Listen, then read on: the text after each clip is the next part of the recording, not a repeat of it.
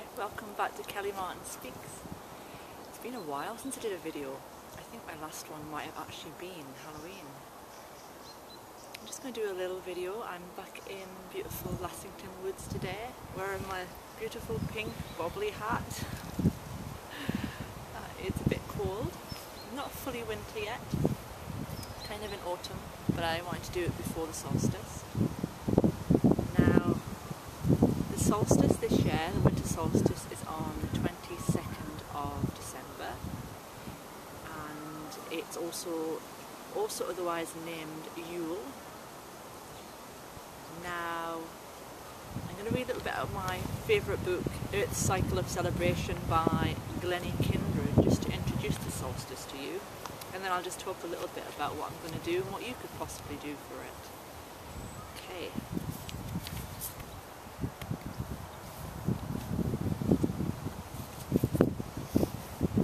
Now the solstice is the shortest day and the longest night. It's the return of the sun, the festival of rebirth. Now this festival is not a beginning in a linear sense, but part of a cycle.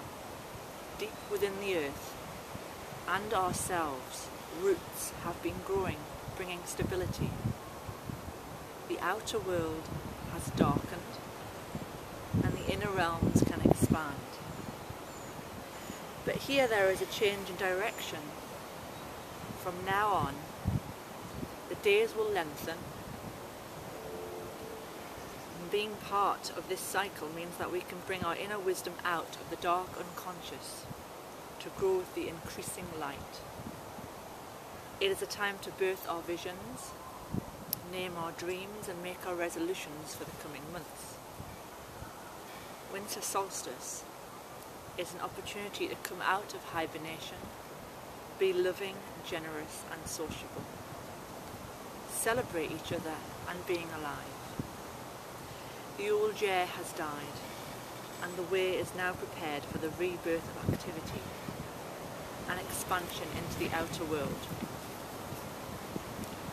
Now it's coming to the end of November right now in the UK, and personally, I don't know about you, I'm finding myself really going with the seasons this year, and I find myself going into a darker, very introspective place. It is a beautiful place, challenging at times. I'm delving deeply into myself. Today is the first time I've been out walking for a while.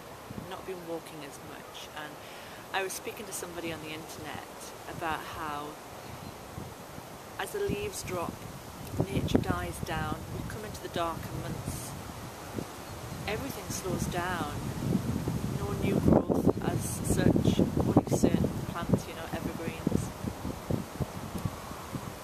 And I feel that we as humans do the same, and it's a time of slowing our movement down. I don't feel the urge to exercise so much and energetically move. Spiritually and emotionally and physically, I feel very reclusive. I feel very much like being on my own, like a cave, like a bear in a cave. I feel like a bear in a cave. And I'm just sort of accepting that this is the place I'm in, and I wonder whether that's why a lot of people get depressed and stressed around this time, because they don't realise that if they just relax into it, that it's part of the cycle of nature also. We're animals, we're going into hibernation, and the winter solstice is a time where that changes, and the new light is coming, the sun is returning, the days will be getting longer once again. It's a celebration, a time of celebration. Now, Yule is, I didn't write that down. Where did I write that down? Yeah, Yule is Germanic for the meaning of it is the wheel of life. It's quite beautiful. I find absolutely beautiful all of these traditions, and personally I'm not celebrating Christmas anymore this year. I've gradually been letting it go over the years, and this year I'm definitely not celebrating. I'm celebrating Yule, the winter solstice. It's natural. I'm not Christian. I believe in God, source energy. Nature is my source. And so I feel it's crazy for me to celebrate a Christian tradition, a religious tradition, and I've let completely go of the commercial side, and I'm making everything to share for my gifts for people, and it just feels a lot more special. Now, I'm just going to read a little bit of what I wrote down. Now, it's basically a celebration. It's the birth of the oak, the sun king, the giver of life. And on the solstice, you can sing and celebrate the trees, and apparently, possibly that's where the word toast came from, because in ancient traditions they would take some toast that had been, I think, soaked in spices and mulled, and they would offer it to the tree to give them thanks and celebrate the tree and wish the tree well in the growing times, the new movement of change in the cycle of nature. I have an aeroplane passing over me, but it's a local aeroplane. It's quite a nice sound. It's rather a sound of summer, really, isn't it? Now, what you can do on Yule is you can, Yule, the main thing is to get a Yule log. You can collect it from nature or get it given as a gift. If you have an open fire, you can decorate the Yule log in holly and berries. You soak it in mulled wine, I can't remember, spices, sprinkle it in flour, and then on the solstice you switch all your lights off in your house, go within in the dark with your friends and family, and place that log on the fire,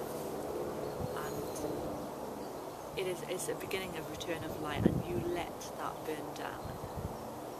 Another alternative, which I'm doing because I haven't got a fire, is you can make a Yule log, and you can place candles, 3 candles in that Yule log.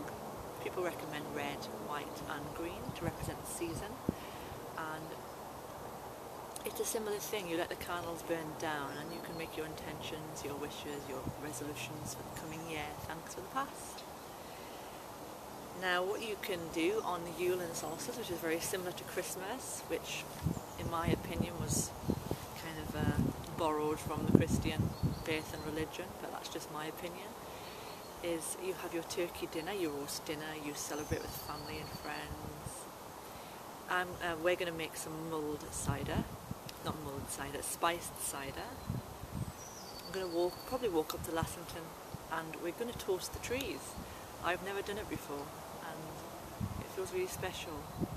I'm going to bring some bread out for the birds and give thanks to nature and celebrate the return of the light. Now, what else is there? The other food you can have on the solstice is cookies and cakes, also soaked in cider, fruits and nuts, pork, turkey, eggnog, ginger tea, spice cider, all the things you traditionally associate with Christmas, but it's very traditional, ancient traditions to do with Yule and the winter solstice. And of course you decorate the tree with the family, and when I was saying about coming to celebrate the trees and toast the trees, it's called wassailing the trees and the crops. I think that's quite beautiful. Now, that's about all I'm going to do. You can also sing, and I just find that the ancient traditions are so much more beautiful than the Christmas traditions we have today. I feel we've all been, well, not all of us, majority of us have been bought into the commercial side, and it's all about presents and gifts and the latest gadget and toy we can give our friends and family, and I think it's lost it completely, what it could be and what it represents. And I hope this video can help you in some way in either celebrating the winter solstice, Yule, instead of Christmas, or alongside Christmas, and introduce your friends and your family to this new tradition. It's an old tradition, actually, but yeah, celebrate the green man, dress up, get merry, it's festive. And Or you can, I read somewhere, which I know I'm reading a lot, but I'm learning. I'm a beginner to all this. You can bring holly and evergreens, pine cones into the house. It sort of it represents bringing in the nature spirits into your home at Christmas. Not Christmas, at the winter solstice. See, still brainwashed into Christmas. And you can put holly above your door in your home, and it represents continuing abundance for the coming year. And of course there's mistletoe as well. And before I go, I'm just going to read a little bit on what she recommends you can do on the solstice. If you've got family, I'm going to be just with Mike, or if you're on your own, you can do all these celebrations on your own. You're not alone. We're one with nature. You're never alone when you're in nature. It's so beautiful. Okay, she says, which is, you probably recognise a lot of these traditions. Winter solstice celebrations make a wheel of evergreens to represent everlasting life, made from yew, holly, pine, mistletoe and ivy, as they all have traditional symbolism. Use willow whips to make the base. You can cut evergreens and seed heads to make a solstice bush, pushing the stalks into a large pot of wet soil. You can decorate a log of oak and place on the fire with ceremony, releasing the past. Leave behind what is no longer helpful to you. Releasing old energy opens the way for new energy to come in. Be still. Experience the stillness. Be aware of where you are, physically, mentally and spiritually, and the direction you wish to go in. Each light a candle and speak out your wishes, hopes and intentions, and place in a large bowl of sand or soil and let them burn right down. Gather together with family, friends and kin. Experience belonging to the whole. Be generous, loving and giving. Wrap up unwanted possessions. Place in a basket, so each can choose a gift. Bring special food and drink to share and have a feast, a party, dance, sing, tell stories and entertain each other. Journey within to meet your spirit guide, guardian angel or totem animal. State your intention to work with them and ask for their guidance in inner clarity. Now I'm going to just read one last thing. It's some poetry written by Brian Boothby. Standing in the circle beneath the web of light, dancing in the moonlight on a cold New Year's night, and it seemed that we were lifted, flown across the years, power circles shifted by circle seers, and the goddess Anjon Barleycorn will put flesh upon the bones, fly ribbons round the barrows, plant footprints round the stones. The goddess Anjon Barleycorn will keep the spirit strong, for those who remember, for those who sing the song. So stand in the circle, weave the web of light, dance in the moonlight, bring fire to the night. Release the past that made us, release the fire within. Revel in the mystery and embrace your sacred kin.